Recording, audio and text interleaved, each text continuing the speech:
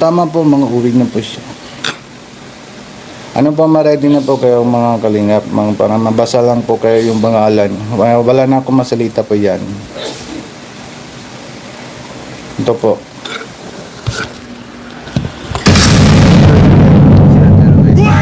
Sabi ko, good morning ate. Ate, sa Manila po ako. Saan ka na po ate? Ito yung reply niya po. Nagulat po ako dyan. Suportahan din po ninyo si Kalingap Tony. Siya po yung mga kasama ni Kuya Bal. Suportahan po natin po Kalingap Tony po. Salamat.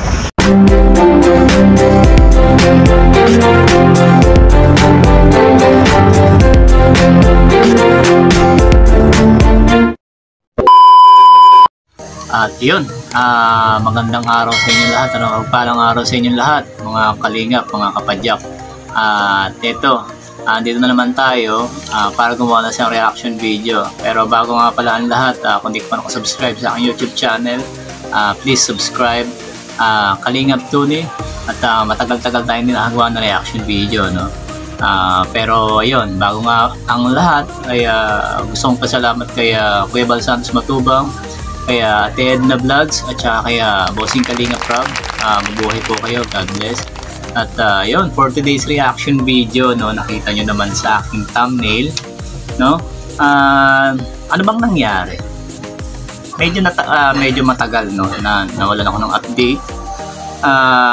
Eto nga, no, nung nag-review ako ng mga video, especially itong video ni Kuya Nico, no, ay medyo may nakita akong konting alam mo yun, yung sa part ko, no, bilang isang reactor at saka syempre bilang isang kaibigan na rin, no, kay Kuya Nico. Kaya parang hindi ko rin nagustuhan yung mga narinig, mga nabasa at mga napanood ko. Pero ito ay hindi naman ito ay para i-bash, no, si Ate Rowena.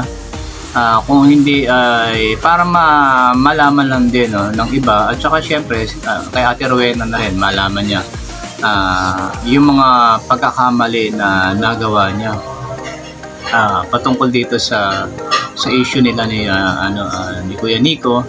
At yun nga, no, base nga dun sa huling vlog, no, na nila ni Kuya Nico at Kuya Robin nung pumunta sila ron sa kila Ate Rowena, ay parang madami rin yung nakapuna, no, madami rin na nakapuna sa mga pananalita at saka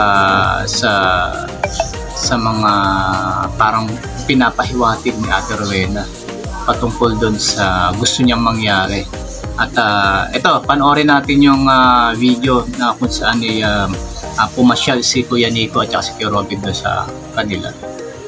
Kalingap Nico, ang gandang tanghali po sa inyo lahat mga kalingap. Ngayon po dito na po ako mga Pilipinas, madating lang ako mga kanina umaga, tapos umuwi lang po kami Bicol.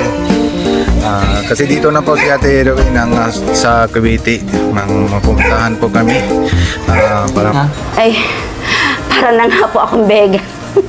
Hingi sa kapatid ko, hingi sa mga kamag-anak ko ng kung yung sa abot lang nilang makakaya na maibigay, siyempre may pamilya din po sila.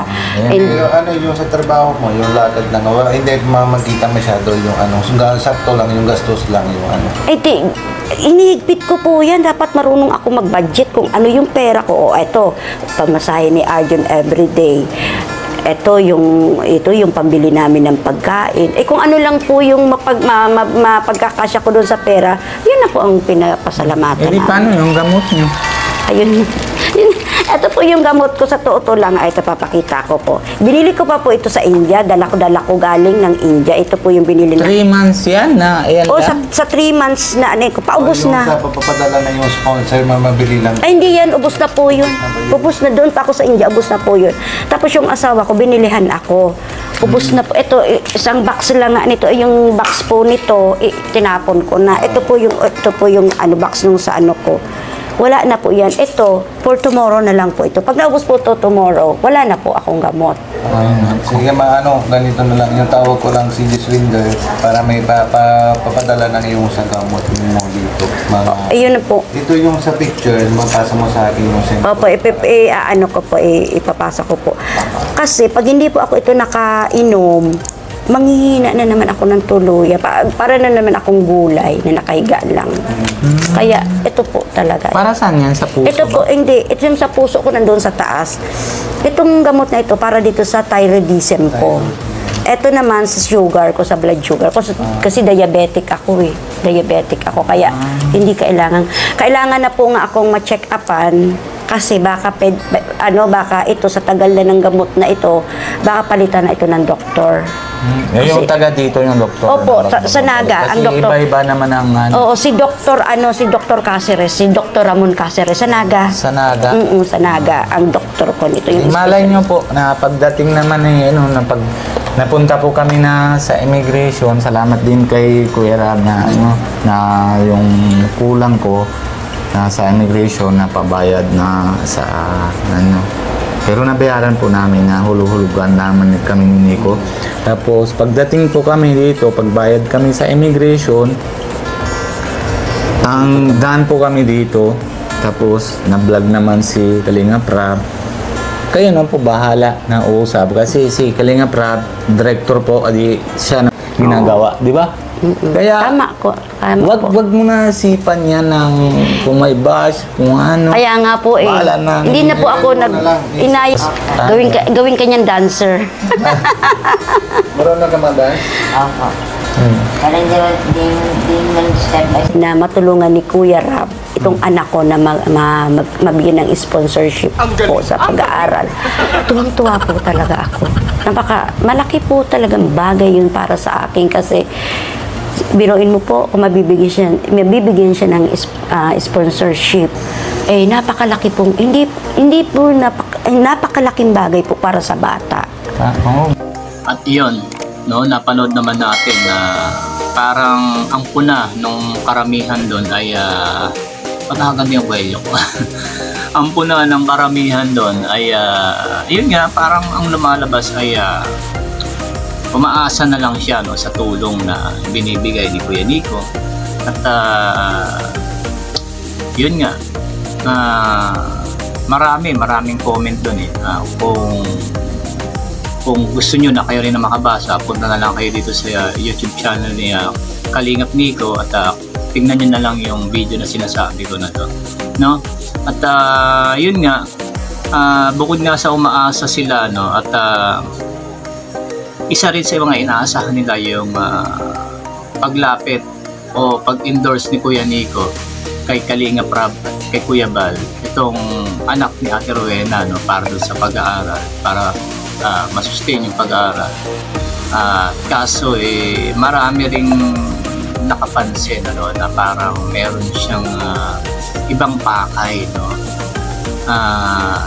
meron siyang ibang gustong mangyari na ikakukomportable niya.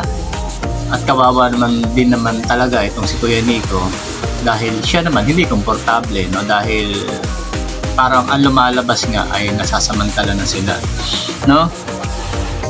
At yun nga, dun sa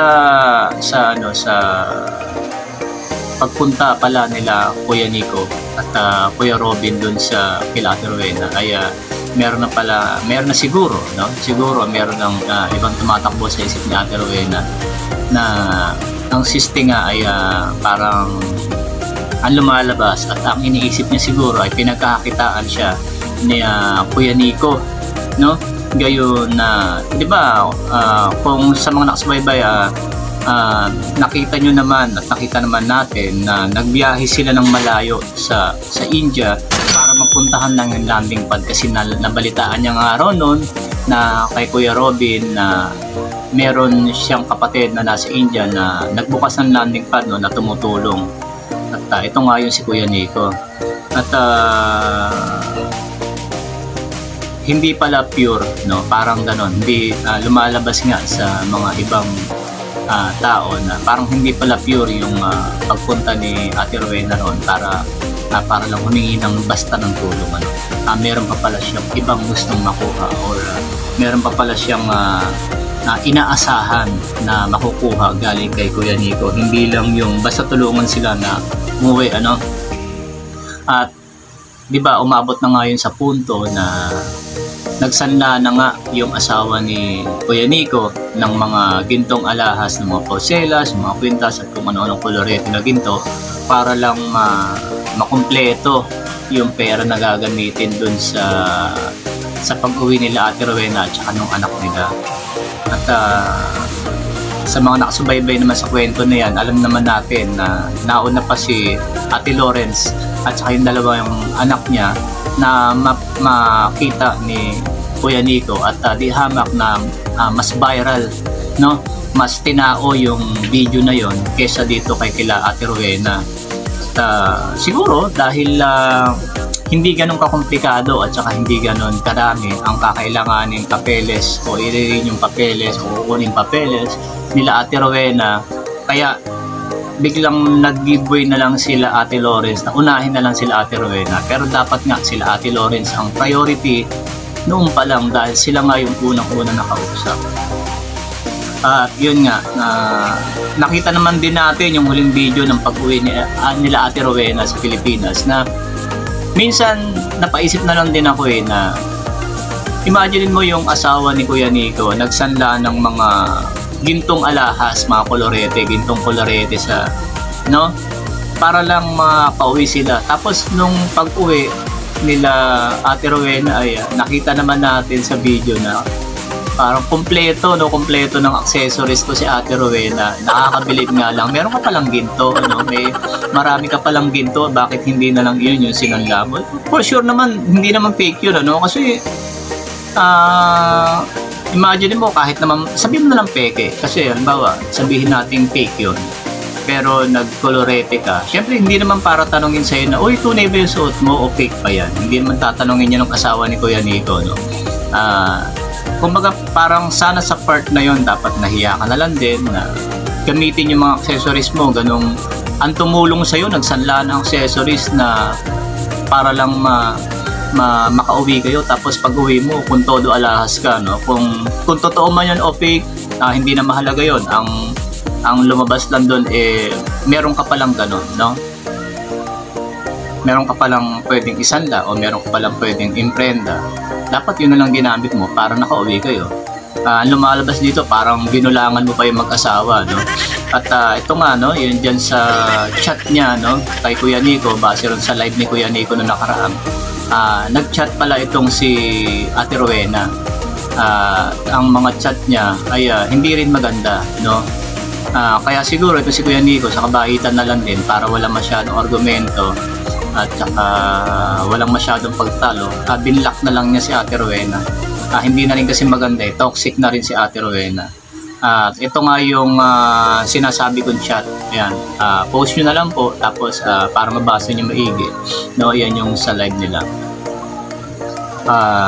Yun nga, minsan talaga hindi rin mahirap din tumulong, mahirap din tumulong sa mga tao na hindi sila marunong kahit man lang magpasalamat, So, oo, naririnig natin nagpapasalamat siya, tapos sinasabi niya na behind the scene naman, sa likod ng camera, tapos puso siya nagpapasalamat. Siguro yung salitang pagpapasalamat, kumbaga pwede mo naman sabihin talaga yun, pero yung sabihin mo na yung sa kalooban mo at saka sa kaibuturan ng puso mong pagpapasalamat, hindi nangyayari yun dahil madali naman sabihin, oy, salamat pero meron kang mga itinatagong feelings at saka mga itinatagong agenda sa pagpapasalamat mo. Is para lang maulit, o para lang wag magtampo yung tao na hihingan mo ulit ng tulong, yung magpapasalamat ka na lang, para sabihin na nagpapasalamat naman ako palagi, halos kunin nyo na lahat kila Kuya Nico, halos ibigay na nga lahat ni Kuya Nico sa inyong magnanay. Tapos yung ending pa rin nun, sila Kuya Nico pa rin yung naging masama. Parang kumbaga parang kalapas tanganan. Hindi, parang hindi ko masabi na parang kapastusan, kawalang utang na loob, at saka parang hindi siya marunong magpasalamat talaga, yun totoo. Nakakaawa lang kay Kuya Nico kasi kasabay pa nung gandong issue ay nakita naman natin yung channel ni Kuya Nico, no, na talagang humina. Hindi talaga consistent lahat ng views. Pag ira mo, lahat ng creator, lahat ng YouTuber nakaranas niya, no, humihina. Kaya kanya-kanyang paraan na lang kung paano mabubuhay, kung paano magkakasigla, kung papaano manunumbalik yung sigla ng channel, ano. At napansin mo nga rito na kaya nga nung minsang live si Kuya Nico ay pumasok ako sa live niya at binati ko siya at parang meron akong naramdamang tampo sa kanya at sinasabi niya na sa akin na sabi niya sa akin na Kalingap Tony, akala ko ba gagawaan mo ko ng reaction video, pero kasi pasensya na Kuya Nico kasi talagang sobrang busy po talaga. Ito ngayon wala lang ako talagang labas, wala akong trabaho ngayon napupuntahan, kaya nakagawa ko ng reaction video patungkol sa iyo. At hindi naman dahil na parang kaibigan na rin kita, pero syempre nasubaybayan ko naman kung paano mo tinulungan sila Ate Rowena at kung paano mo pa tinutulungan sila Ate Lawrence, ano.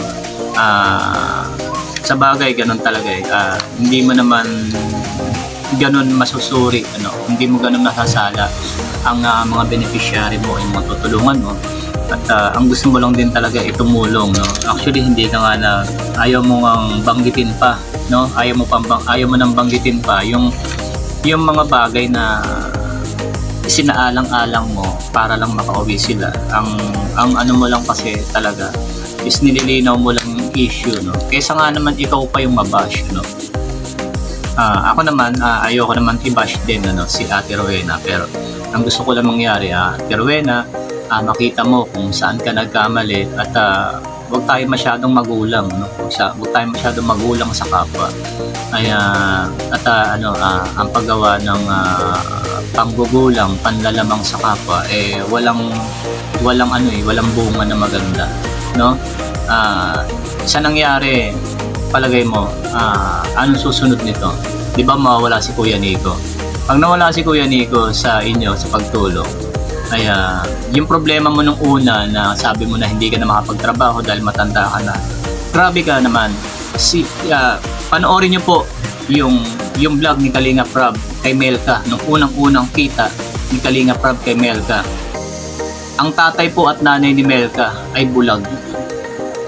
Imagine mo to, Ate Rowena, ang tatay at nanay ni Melka ay bulag na nagtatrabaho sa bukid, nagtatanim para meron silang makain at ibinebenta yung pananim nila para meron silang pera pang sustain sa pag-aaral ng mga bata. Ikaw, Ate Rowena, at saka yung asawa mo na ano ba yung asawa niya? Skilled din yung asawa niya, welder ata yung asawa niya sa abroad. Hindi ka pa naman ganun kahina . Ano ba yung diabetes?